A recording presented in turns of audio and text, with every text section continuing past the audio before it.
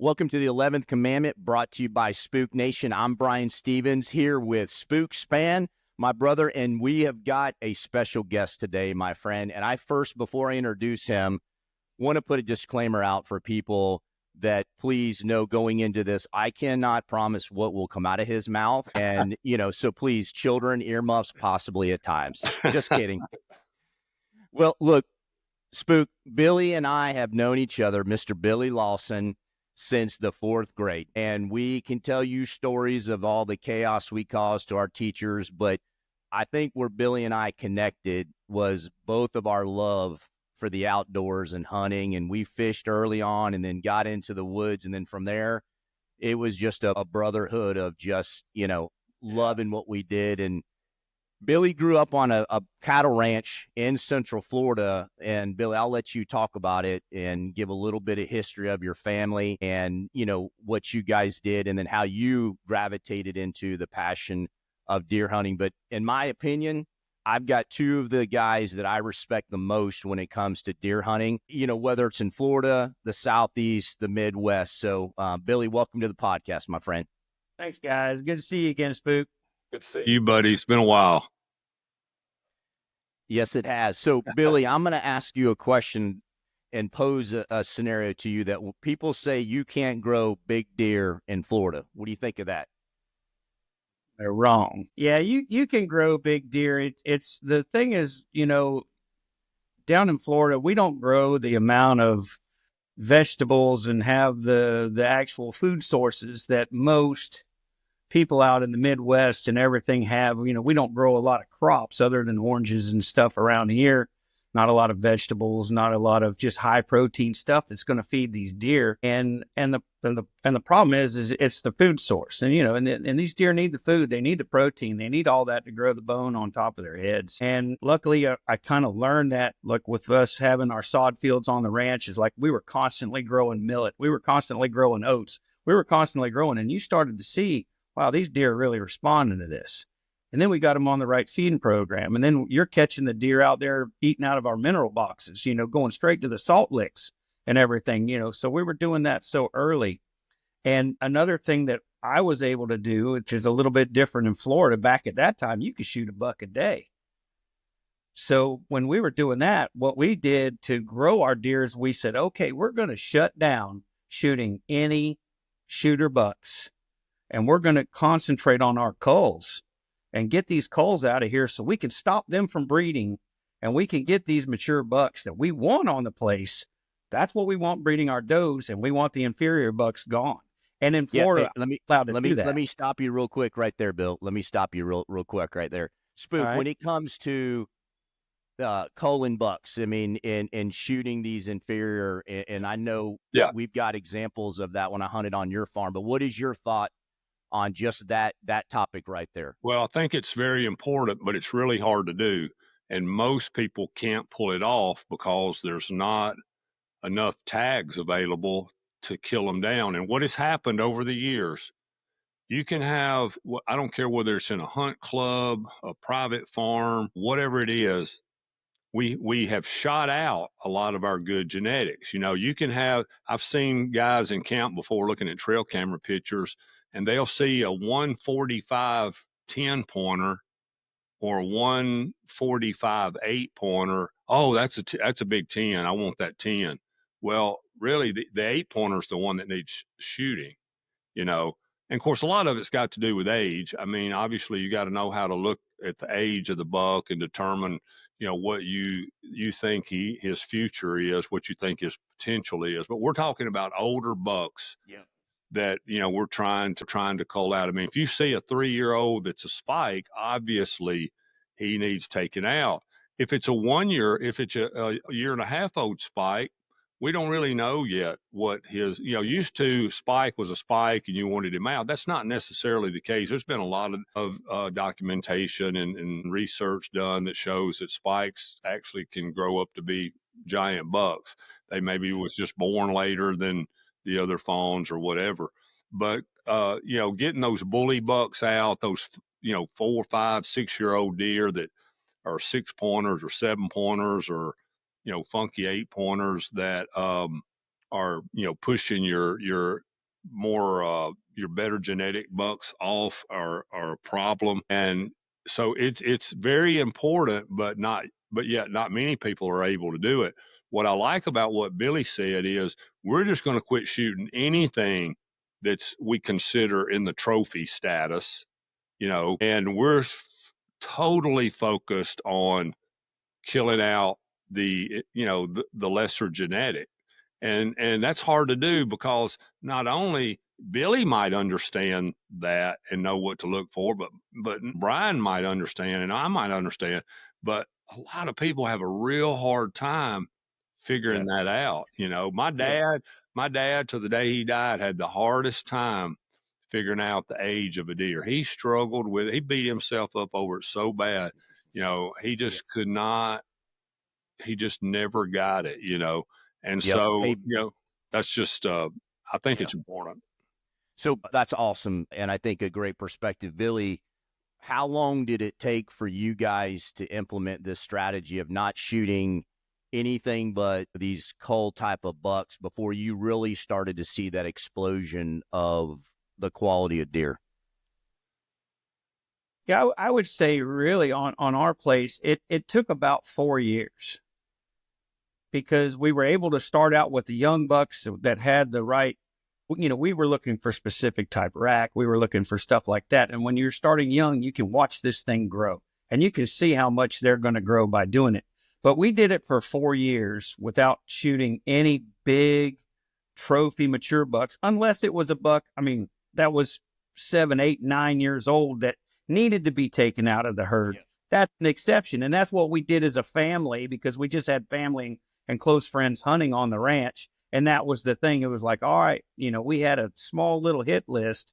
Everything else walks. If you see this big old boy here, you can take him. You might take one or two out of the herd of your big older bully bucks is what Spook's saying.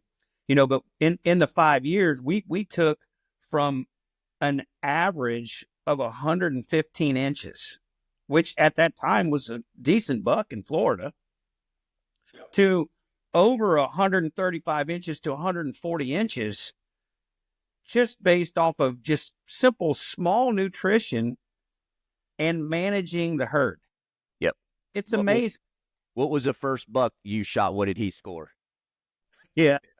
Yeah. I actually was one of those children that, my dad took me to the woods the first time I was 11 years old. And the first buck I shot, still to that day, before we even got rid of the ranch, was one of the biggest bucks ever killed on the ranch. That's awesome.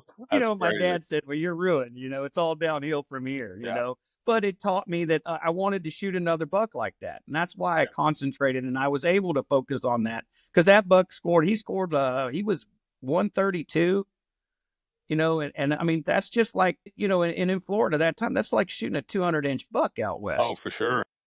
But when you're here in Florida and you've got these bucks coming out and, it's like being out in Kansas or Ohio and stuff. And you've got 8 bucks walking by and every one of them is a 200-inch class deer.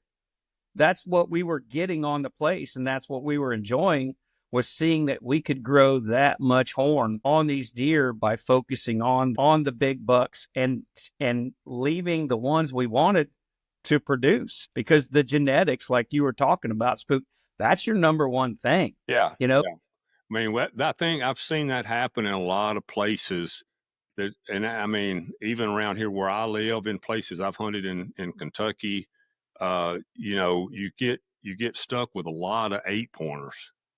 And I think that comes from, we tend to shoot out all our 10, 11, 12 multi-tine deer. And, it makes a big difference. People just don't realize. But the problem is that practice has been going on for so long, 40, 50 years. It takes a while to bring it back.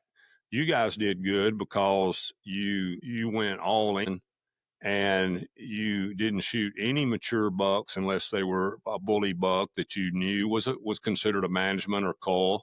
And then you called out your 2 and 3 year old, 4-year olds that you recognized weren't going to be anything. I mean, Exactly. a 2-year-old should have a 6 or 8 point rack, and then 3-year-old for sure, should be a 8 or better. And then also, a 3-year-old, if he's got short G2s, and he's an 8 pointer at 3, he's not likely he's ever going to be anything. And I've had this argument with a lot of people that they don't think you should shoot any 3-year-olds. They think you should wait till they're 4 to see what they're going to be.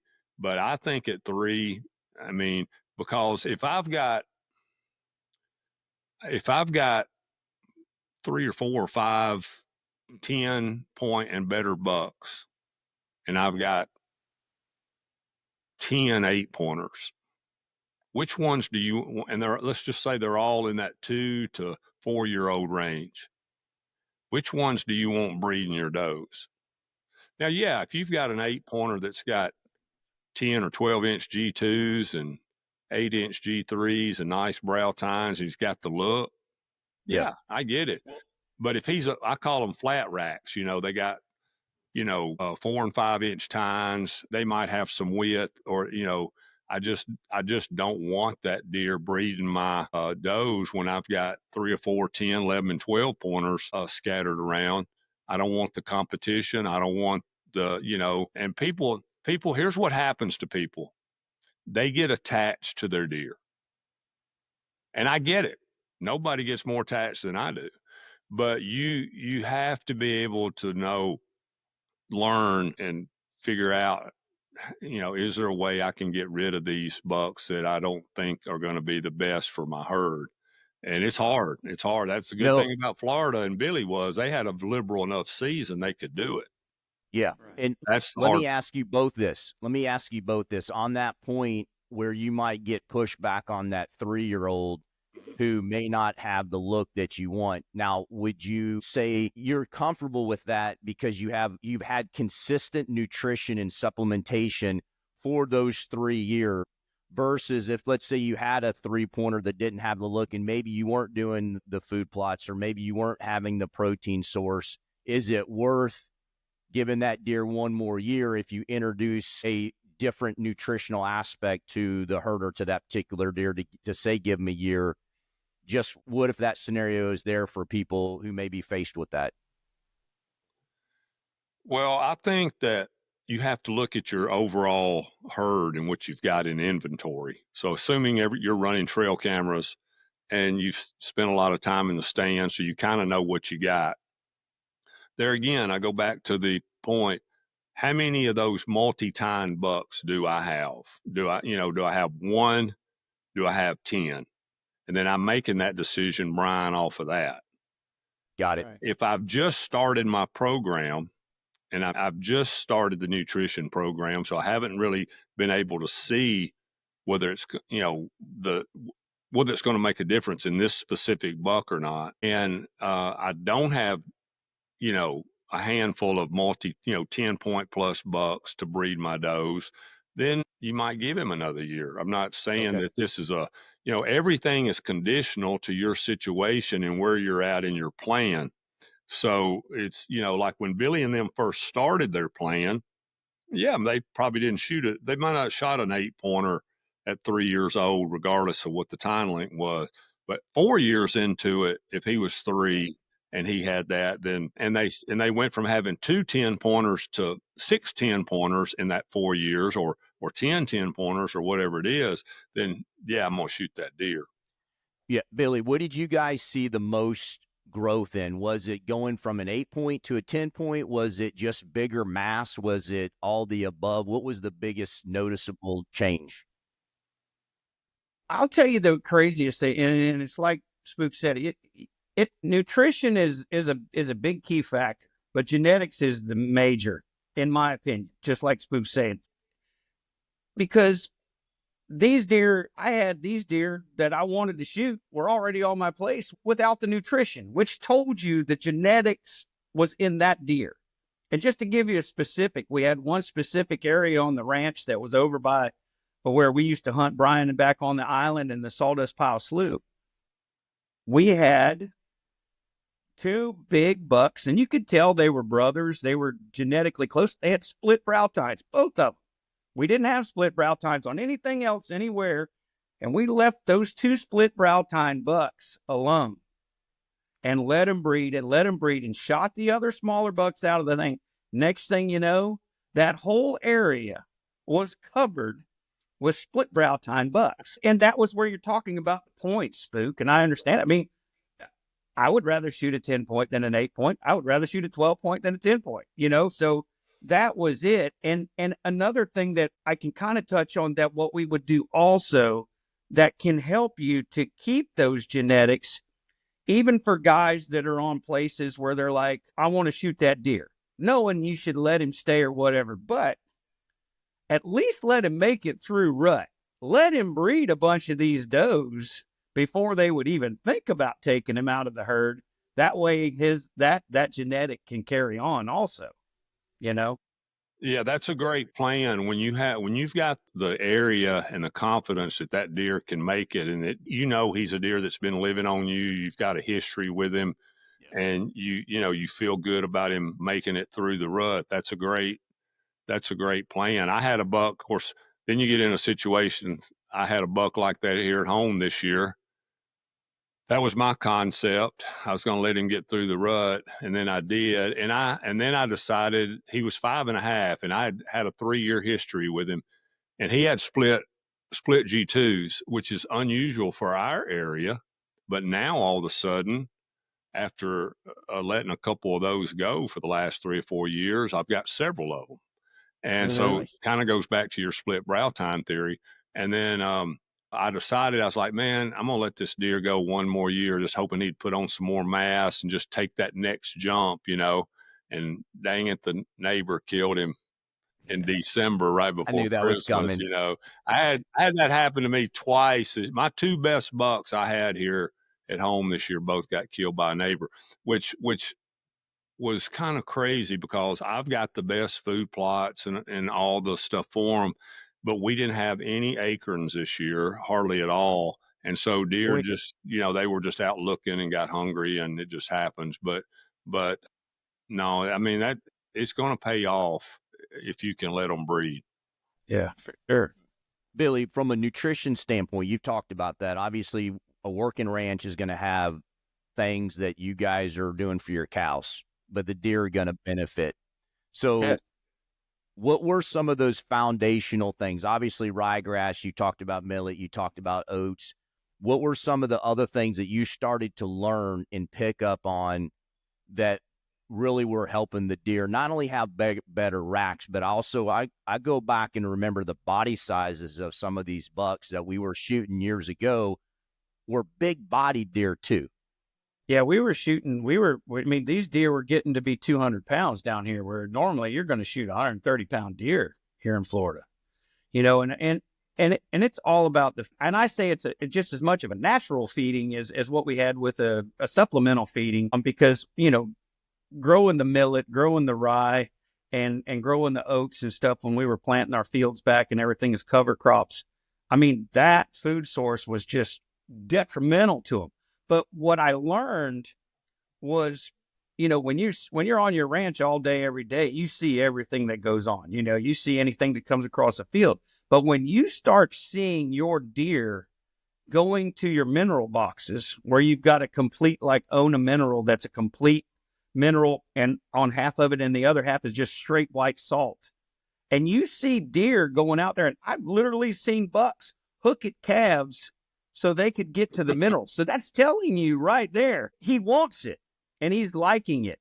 Yeah, he's crazy. It's a deficiency that he's trying to address, and that's why he's so aggressive on it, because he needs that mineral. He's found what he needs. He's found something to supply that deficiency, and he's going to get it. Yes. Well, the key is putting it out there, right? Exactly. Is giving it to them. That's a great example, Bill, of, that's something you learn trial by error. And then obviously now you look at the number of minerals that people, are selling and giving to deer. So when you think about that, between the two of you, what are some of those key minerals? Obviously you looked at, maybe was the salt in there, but what are some of those minerals, especially here in the Southeast, that you think are critical to supplement and add to these bucks for overall health and bone growth? Well, Well, it's basically obviously, a multivitamin, I think. yeah, I mean, it's a there's a lot of stuff that needs to be in it, as many minerals and vitamins as possible. Obviously, because the deer's rack is made of basically, calcium and phosphorus, those are very important. I used to do a mix where I would do a mineral lick. Before we had a lot of options on deer mineral mixes, I used to take a 50-pound bag of cattle mineral, Mhm.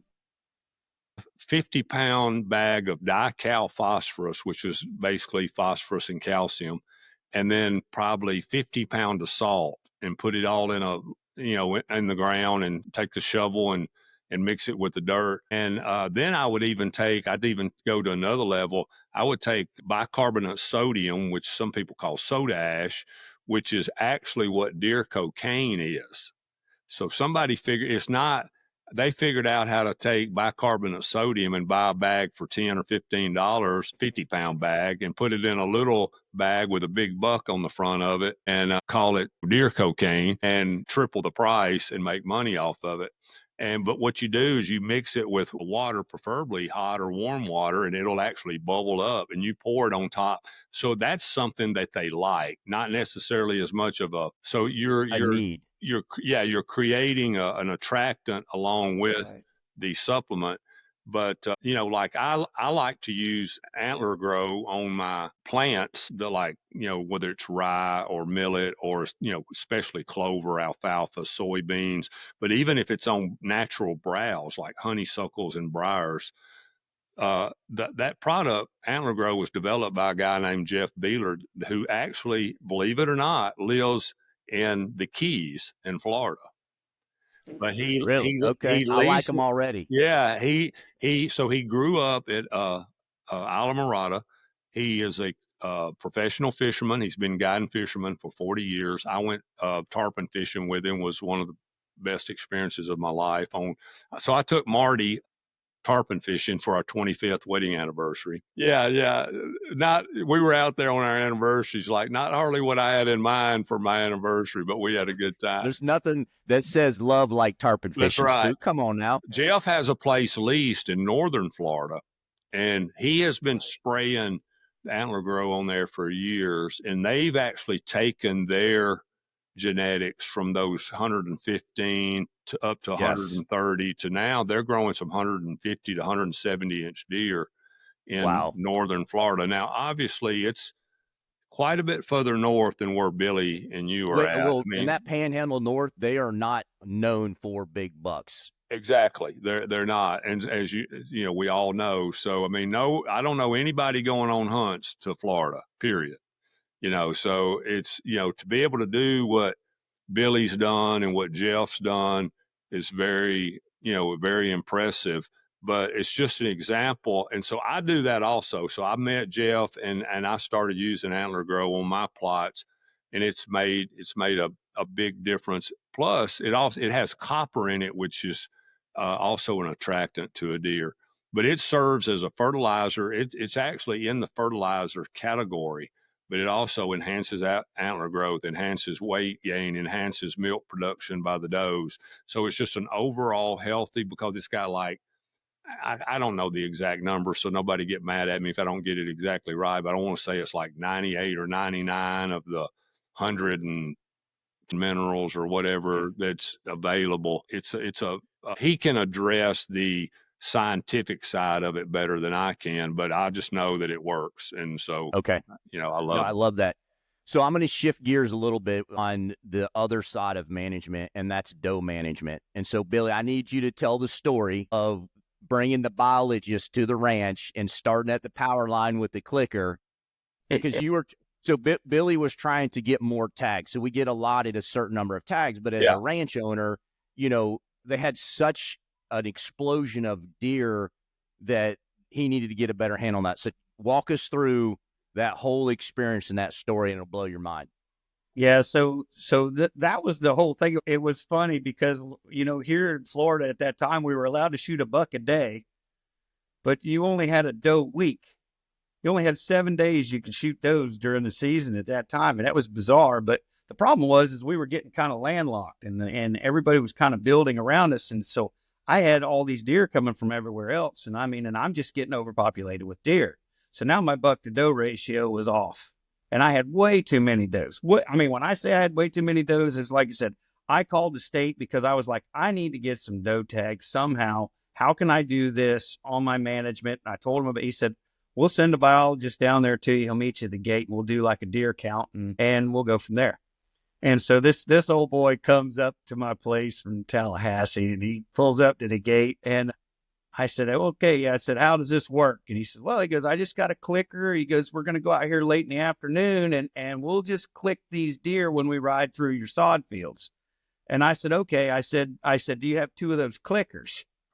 And he said, what are you talking about? And I said, well, you click the deer out your window, and I'll click the deer out my window. I said, because you can't push that button fast enough. It's for to see.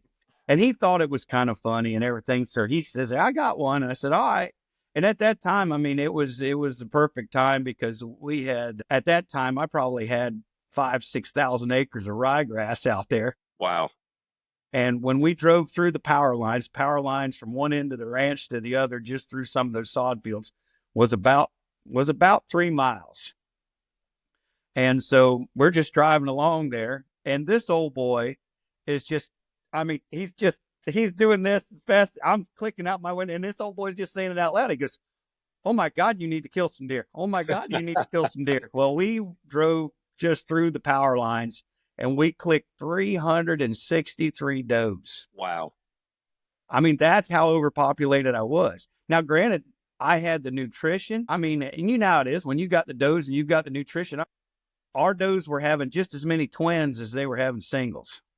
And that tells you right there, they were eating good, But yeah, he started giving us, we were getting probably close to 200 doe tags a year.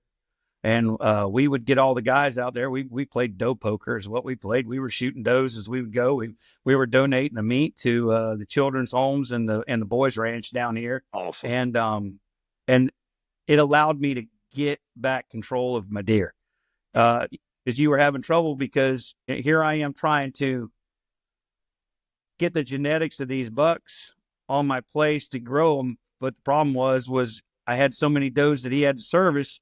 It was allowing these other bucks to breed that I didn't want to, So I just had to get a lot of control on those does. But yeah, that was the funniest trip I think that old boy ever did. His thumb was sore by the time he got across that pasture.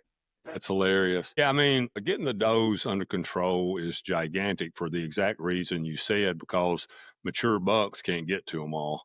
And, there's the bigger, healthier bucks, and generally are coming out of a lower population. When you have places that have a lot of deer and a lot of does, it's just, you usually don't see many or any really big bucks. And in the course of my hunting around the country, just about anywhere I've hunted that had a very high population of deer and a lot of does, you rarely ever saw a really good buck. And what you're talking about, you guys did, Billy, is a lot of work. It's a big time commitment to go in there and shoot 100 does or 200 does a year.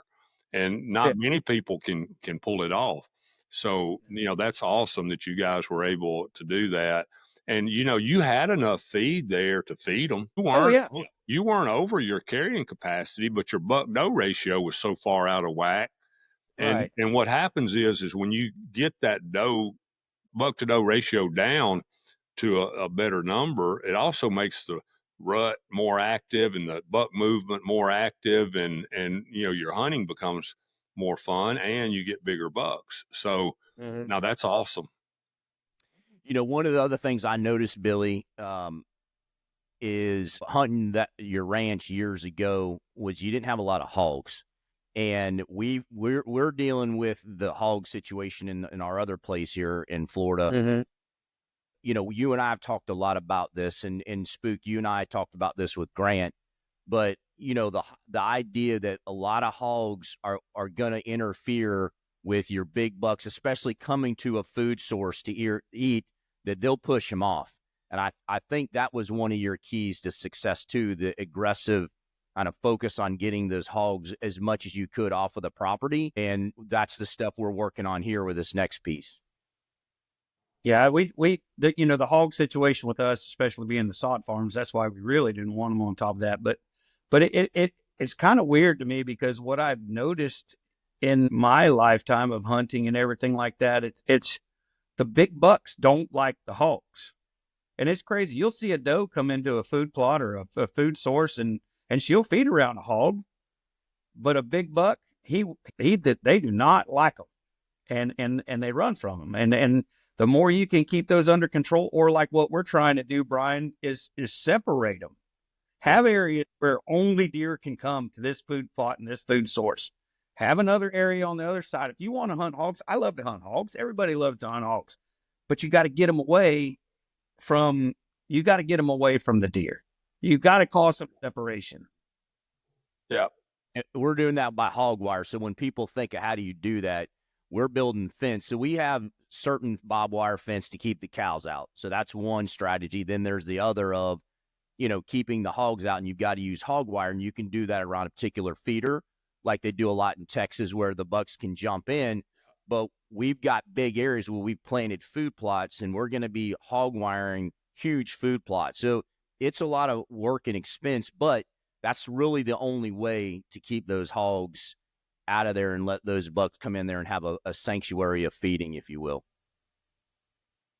Yeah, most everywhere I've been, Texas, Oklahoma, anywhere that's got a lot of hogs are using hog panels to fence in their protein and corn feeders. And then if they're doing a food plot, then you got to put woven wire all the way around the outside of it to keep the hogs out. And then, like Billy said, you have some areas where you can feed with spin feeders or whatever on the opposite end of the ranch that'll help gravitate those hogs to that where they're not having to deal with it.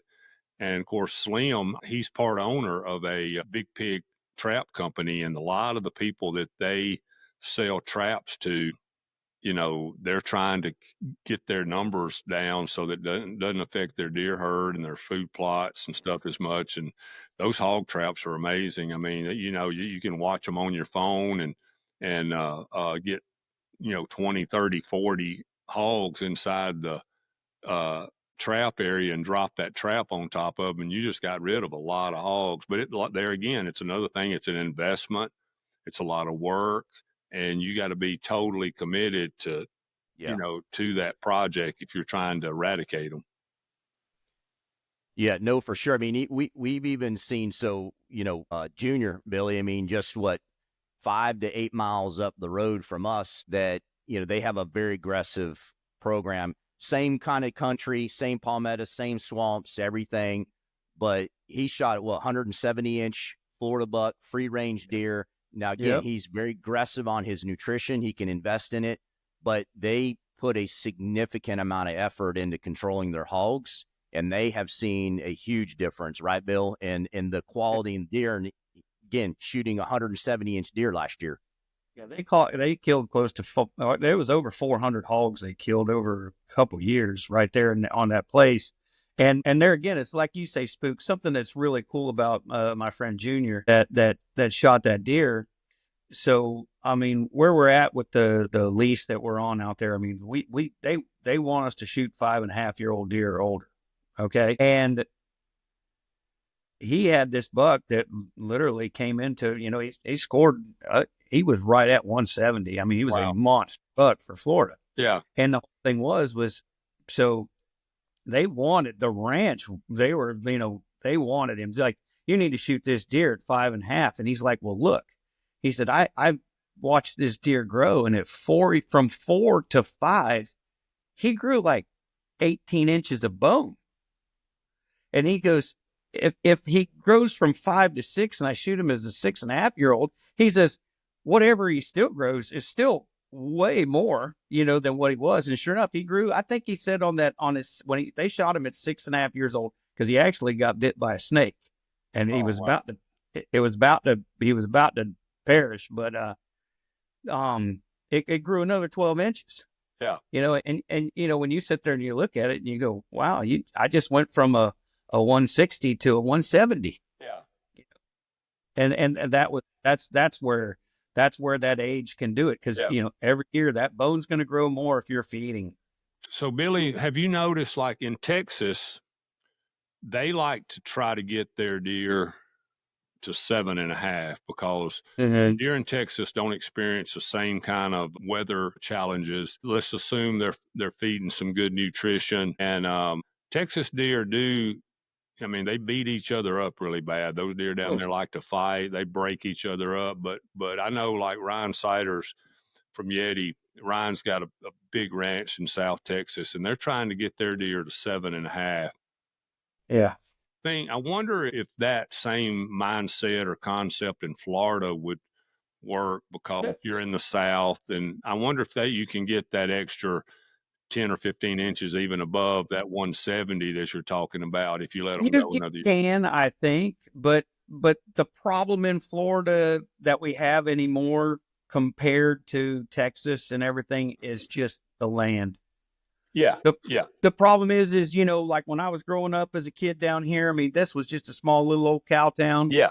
Everybody had 10, 12,000 acres, and, and there was nobody here. Well, now it's sold off and sold off and sold off. And all these farms are small now. And it's not hard to where, if you're trying to hold that on 1,000 acres, and you just like you did in Tennessee, your neighbors go to killing everything. I get it. I believe me. I get it. I understand that. I mean, If you have the space, it's I all think relative to how much property you're managing and how much you've got. Ryan's got 20,000 acres, so he can, you can do that. But I think the bad part here, what I've always seen, Spook, in Florida, is as these deer get older and they get to that 5, 6. I mean, I've shot a 9.5-year-old buck that scored 130 inches. Mm-hmm. He was 9.5, judging by jaw.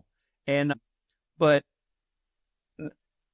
the ticks and the stuff that we've got down here, I mean, because a lot of times, I mean, you have a really trouble with some of these bucks that are some of these old big swamp deer that we got down here. I mean, the taxidermists have a heck of a time getting their ears to even, because they're about to fall off because of all the ticks and the problems that we have with the snakes and everything too. Yeah, I get it. I mean, Grant Woods said that ticks are harder on deer than anything. And listen, it's crazy. I mean, I've killed deer in Alberta and Saskatchewan that had ticks on them, and it's the most amazing thing to me. Wow. I've never. I may be speaking a little bit out of context, just a little bit, but I don't think I've ever been anywhere that I didn't see deer that had ticks. I mean, especially from the Midwest down. Of course, in Tennessee, we got them too, Billy. But so they're horrible. I mean, they're horrible. Some of these new feeds and nutrition supplements for deer are putting garlic and things in there to help with the ticks. And I hope it does help, because it's going to make a big difference. Because, when that deer's growing his antlers, that blood's coming up into the, growing the antler.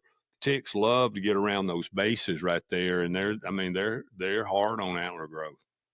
Yeah, Grant mentioned that, and so he had talked a lot about the garlic and the supplementation to men. And our biologists, we work with Alec here, and we're going to be feeding a protein mix from Walpole. It's down in Okeechobee, but they put things in there to help with the parasites in the gut. So his philosophy too is with the inside their bellies as well, which will help them grow bigger.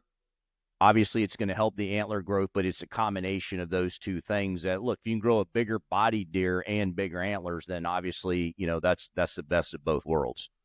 Exactly. I think having anything that you can, if you're able to supplemental feed, and anything that you can put in that feed is going to help with gut health, ticks. There's a couple companies that have something that they claim helps with EHD, which is a big problem across America. All those things, if they work, it's going to be a great asset to anybody trying to grow and manage their deer herd.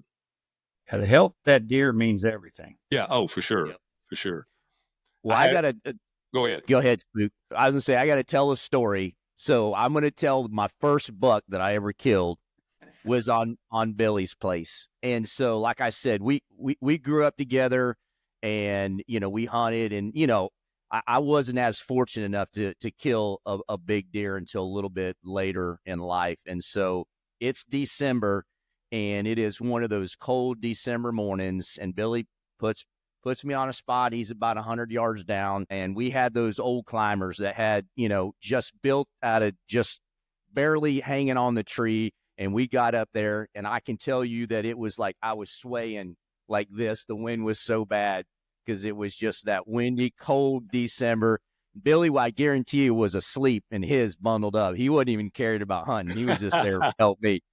So, of course, it was one of those epic, you had like pine trees, and then you had this swampy area, and then you had just the thick swamp. So you had probably 100 yards of just low grass swamp, and then a cypress head on the other side. And this doe comes out, and this beautiful 8-point buck comes out. And it was like, that was my chance. It was just, you guys can imagine a Florida buck coming out of the swamp that was just a beautiful 8-point, big mature deer. And the biggest challenge I had was to time that tree swaying to be able to get the shot off.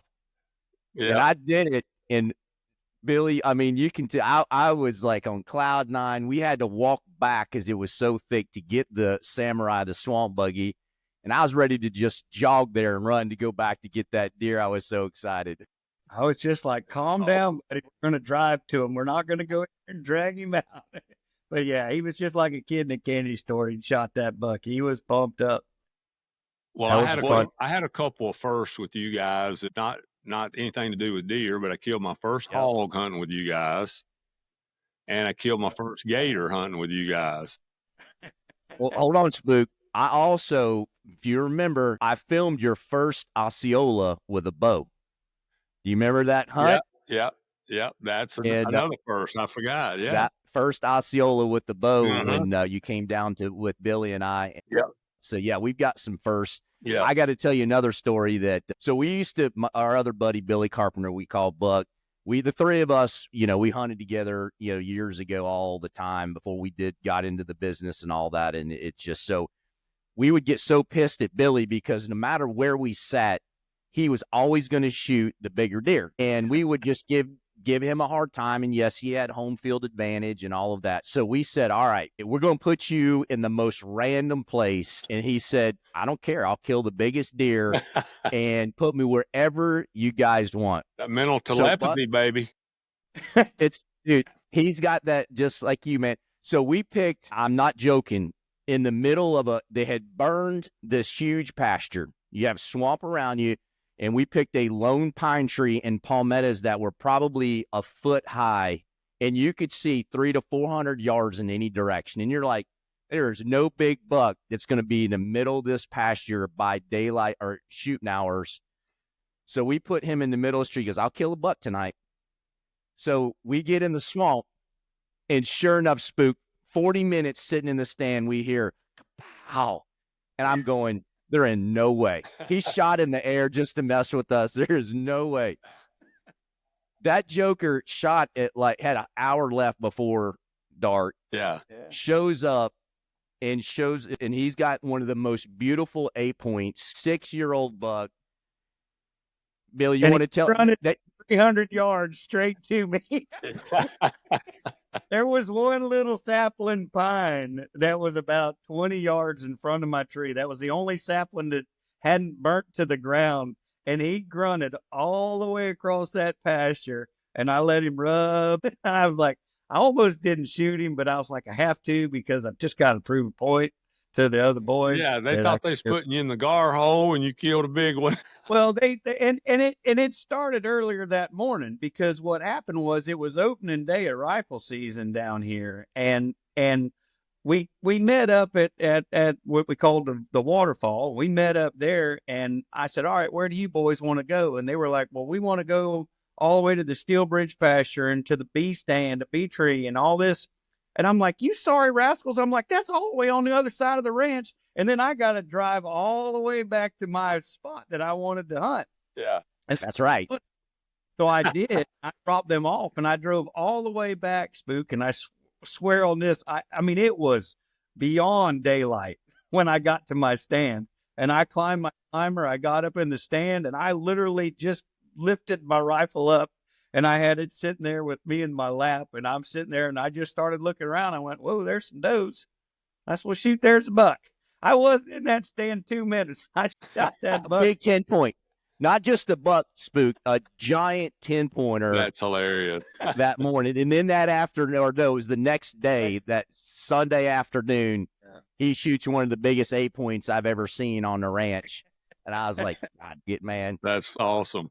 He's that guy. Yeah. I mean, that I got to say, you know, I've been very blessed in some of those similar stories. It's just, I don't know what it is. It just seems like it's fate sometimes. A similar story. So I used to be in a hunting group, and I've not done this hardly at all in my life. Matter of fact, this might be the only time I've ever been a part of something like this, where I was in on a lease with 10 other guys, and it was 150 acres. 10 guys. Wow. This is in Western Kentucky. Now, granted, the 10 acres did join a waterfowl refuge, but you know, everybody wanted to be on, you know, around the property line somewhere. But what we would do, and not very seldom was all 10 guys there at the same time. Most of the time there'd be anywhere from 5 to 8. But anyway, so we're in the rut, which, you know, anything can happen, as we know, but we draw cards to get choice of blind. So if you draw an ace, obviously you got first choice. Actually, I think they put the jokers in. And so, you know, and then you pick your blind, next person draws, and on down the line. Well, you know, as you might figure, and it's it's like mid-November, everything's perfect. You're just like, I got a couple of my favorite spots I wanted to hunt really, really bad. I drew a 2. You know, I drew the worst card. I went to the stand that was literally, there was a house trailer there where we all would meet and do this or eat or take a nap or whatever. And there was just an old ladder stand up again. You know where I'm going with the story. You know, the trucks are all parked in the parking lot. I can see all the trucks. I can see the neighbors. You know, I'm just like, I'm sitting there thinking that I don't even know why I'm there. Why am I here today? Yeah, why I'm here. And this was a long time ago. This has been, my goodness, probably 30 years ago. It was rifle season in Kentucky. And my dad was sitting in a pretty decent spot in the middle of the farm, but we could see each other. And sure enough, this big 6 or 7 year old buck, crazy mass, 22 inches wide, comes out right behind the trailer where we always meet, walks right by the trucks, walks by the equipment shed, walks right out in front of me at like 100 yards, and I killed him. And my dad was sitting up in the stand the whole time laughing, saying, I knew this was going to happen. You can set him in the red light in downtown Nashville, and he is going to kill the biggest buck. I don't care.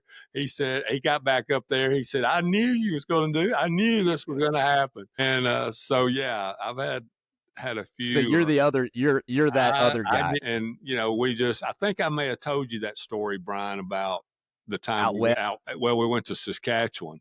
Oh, okay. Oh, yeah. With the Everybody in camp missed a really, really big buck, including my dad. And I hadn't seen a big buck the whole time I was there, you know, and I'm getting frustrated. And the last evening, they set me in a new spot that somebody else, and Dad told the guy, he said, Spook's going to kill a big one. He said, you watch, he's going to kill the biggest buck. And he's like, well, this is the last afternoon. Dad said, I don't care. He's going to kill one this evening.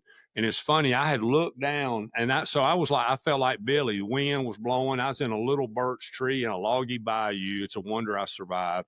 Just swaying back and forth like this. And I looked down at the steps to figure out where my first step was going to be. That's how close it was for me time. And I heard something coming big Alberta 10. I was in Saskatchewan on that hunt.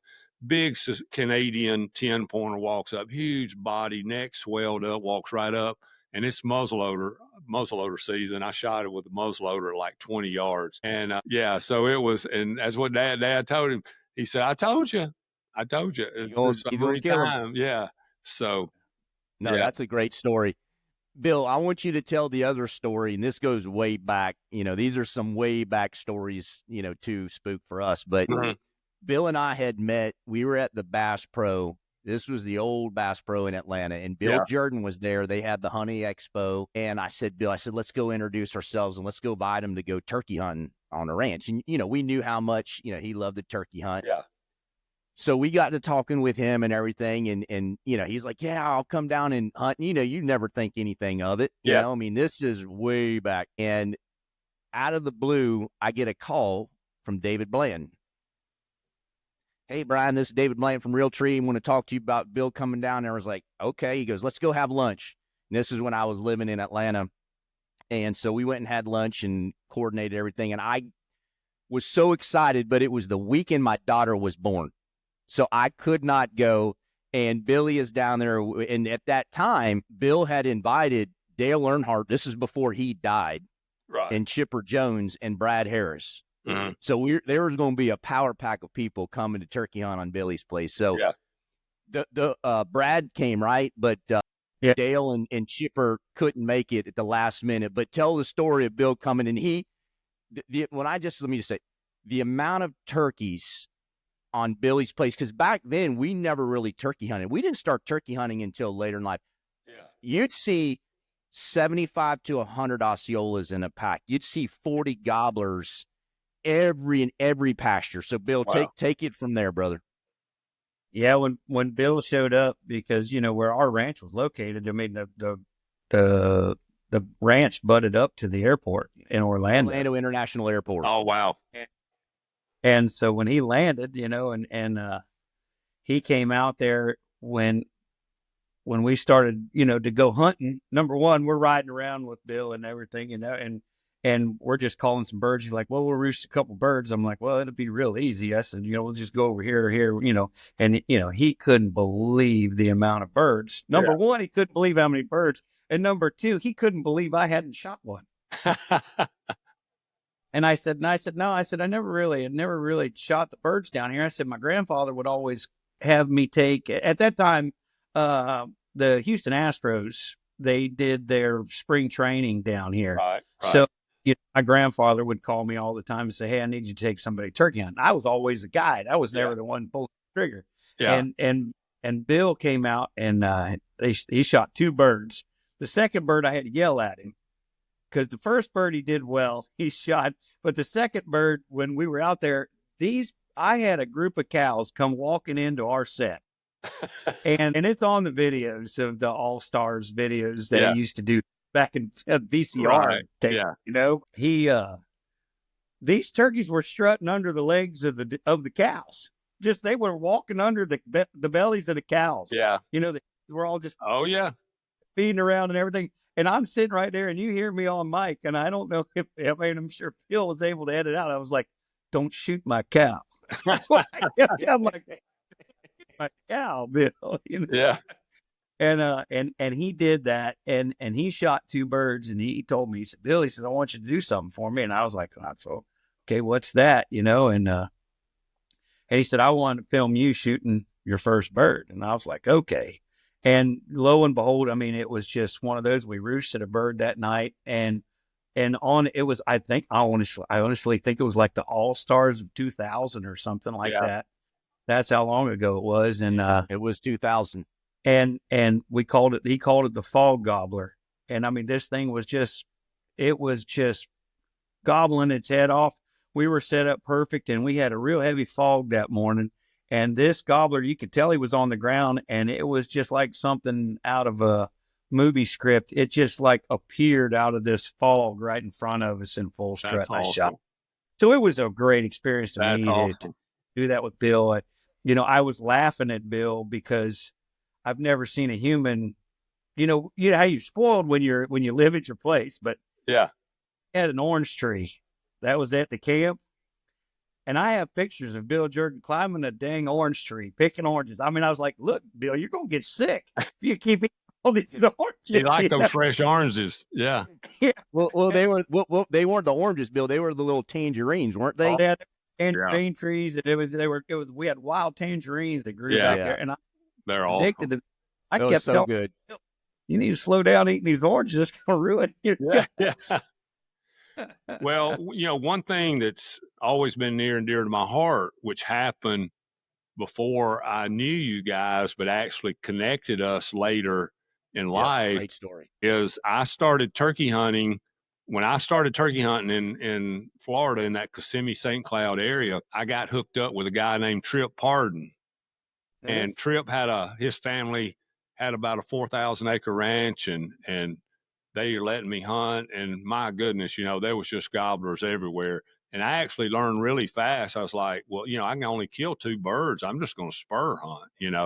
And Trip had the cows and the horses, and the pastures were real short. And so I would just sneak around and call and spur hunt. Come to find out later, when I met you guys and we became friends, Trip is a friend of yours, and we were all in the same general area. And so, it was pretty cool finding that out later on, and that you guys were all buddies. And I had some great, great times hunting there on his property. It was just something I'll never forget. Yeah. Well, we know Trip well. My oldest brother went to school with Trip, and Bill can tell some good stories with Trip. But we also, so Trip Parton is cousins with Stephen and Carlton Parton, who we grew up with, and we've gone back and we actually filmed how many shows on the Fanny Ranch, Bill? 3 or 4 turkey shows, and those probably spooked the same pastures you were hunting. We've hunted too, so it's so ironic and cool that our paths hadn't crossed yet, but we hunted a lot of that same. Yeah, well, that was on my the lakefront and all first that. ride in a Florida swamp buggy was with Trip, and Trip told me one day, Trip had a pond right beside the trailer where he and his wife lived, and he said, "Hey," he said, "I got a gator out here now. You're gonna watch out for him when you're coming around here in the dark. If you're parking at the house or whatever." And I remember sneaking up over the levee and seeing that gator in the pond there beside Trip's house. Then another thing is funny. One morning I found a big gobbler, and he wouldn't come in. He was playing hard to get. And that was back in the day when, if I saw big spurs on one, if he wouldn't gobble, wouldn't work, wouldn't come to the call, if he's with hens, and I just went into stealth mode. I just went into the Tennessee turkey crawl mode, and he went into some a swampy area, kind of swampy with the palmettos and stuff, and it was wet. And I crawled in there and crawled in within 20 yards of that gobbler and killed him. Well, that same day I went up to Trips, and I'm showing him the turkey, and we're talking about it, having a good time. And he shows me this big, you guys may have seen it before. He had a rattlesnake that he had killed. And that was his fun. Yep. That's exactly right. He had that there. And he said, we killed him right out there where you killed that gobbler. And I went, oh my God. Here I was crawling around, belly crawling in the swamp that morning after that gobbler. I think I would have taken a different approach had I known there was those kind of rattlesnakes out there. Of course, we have them here too, but you just rarely ever see one. But Trip loved playing tricks on people with that mounted rattlesnake. Oh, he got me a many time with that thing. He'd put it right on the truck, or have you go out there to go get it, or he'd say, "Hey, we get that bridle out of the barn," and he'll have it coiled up right there at the door. I mean, and you get to the point in your life where you kind of know that it's there, but it's still scary. It still can scare you. Well, speaking of rattlesnakes, Billy's dad actually survived a rattlesnake bite on the top of his foot. Oh, wow. So chasing hogs, running dogs. I mean, that's what we did for fun. And he had a Jeep that didn't have the doors on it. And so what was it, Bill? He ran in there bare shorts and barefoot. That's how badass his dad was. Yeah. And ran in to get a dog on a hog and tell the story. He was going in there. We get the citrus pulp down here in Florida. That's after the oranges go to the squeeze factory. They'll deliver those squeezed oranges in a dump truck, and cows love them. They get rotten, and them hogs really love that. And we had about an 80-pound showed hog in there, and Dad, all he had was a pistol with him, and he said, "Well, I'll go shoot that thing," So he's walking down a cow trail to the side, barefoot, Bermuda shorts, in the middle of summertime, and all of a sudden he just jumped. He screamed and jumped backwards and I was like, I thought he just saw a snake, Yeah. and he goes, I've been bit, and I'm like, what? And I mean, we run up there, and sure enough, he's got two fangs right the top of his foot. Oh, wow. And so we rush him to get him to the hospital, or to the ambulance that was going to come to the edge of the gate out there in the Yeah. Jeep to go get him. And I went back and I found the snake, and I actually killed the snake. Yeah. And what it was right at 6 foot long rattlesnake. Wow. And Yeah. to this day, my dad held the record of the largest snake bite ever cured at Orlando Regional. Yeah. Yeah. Had an inch and a half between the fangs, and they said if my dad hadn't been as big Wow. as he was, it would have killed him. I'll never forget it. But it mainlined him. That snake was shedding, and you literally couldn't hear the snake rattle. And so it Yeah. was just striking on heat. But it Yeah. pumped him slap full of poison, and and it did him in. But the funniest thing was, Wow. in the hospital, they were testing him to see what had bit him, and I kept telling him in that thing, I said, look, I said, he needs rattlesnake antivenom. He's been bit by a rattlesnake. And they're like, how do you know it's a rattlesnake? I said, I killed the snake. I said, I know it's a dang rattlesnake, but they're like, well, we've got to make sure. Like I didn't know. And I'm like, this is not the time to be wondering. So I went out to my truck, and I brought that 5-gallon bucket into the emergency room, and I dumped that thing on the floor. Yeah. I said, this is a rattlesnake. Here's your proof. Here's your evidence. Yeah. Here's your sign. But it was so funny when my dad was back there. The funniest thing about that thing, which nothing's really funny about it. I mean, he lived through it, and he was good. But we were back there in the emergency room, and they just said, look, they said, you just don't let him go to sleep. Keep him awake. Keep my dad awake, because he was kind of wanting to slip in and out of consciousness and all that kind of stuff. And so I'm standing there with my dad, and he just passed out. And I'm shaking him, trying to get him to wake up. Well, I punched the living snot out of him in the ribs, and it jostles him up, and he wakes up, and I'm like, you good, Dad? Yeah, I'm here, and everything. So it kept him back awake. Like a day later, I come back in there, and he's recovering and all that kind of stuff. And I go in there, and I ask my dad, I'm like, well, howdy, how you doing? How you feeling, Dad? And he goes, that snake bit me in the foot. He said, but my ribs are absolutely killing me. I didn't have the heart to tell him that was me. Yeah, that's funny. It was for love, Dad. It was for your own safety. Well, I love these stories because my dad was a cut timber for years, and he loved catching live rattlesnakes and putting them in the loggers' trucks and doing things to put. So my dad used to put them in coolers and take them and put them in guys' cars and trucks, and it's a wonder one of those guys didn't shoot him for playing trick. And he did that all the way up until I was working at the sawmill with him.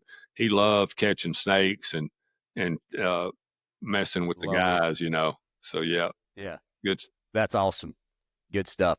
Well, boys, I can't thank you both enough for, I think, some good learning. I think, some hopefully tips around whether it's Florida, it's the Southeast, Tennessee, but, some of these things that, from a nutrition, genetics, doe management will help people.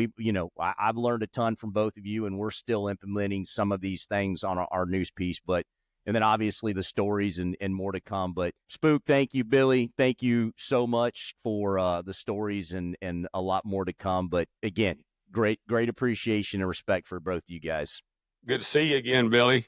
Man, we'll get together soon. Absolutely. Good deal. We'll get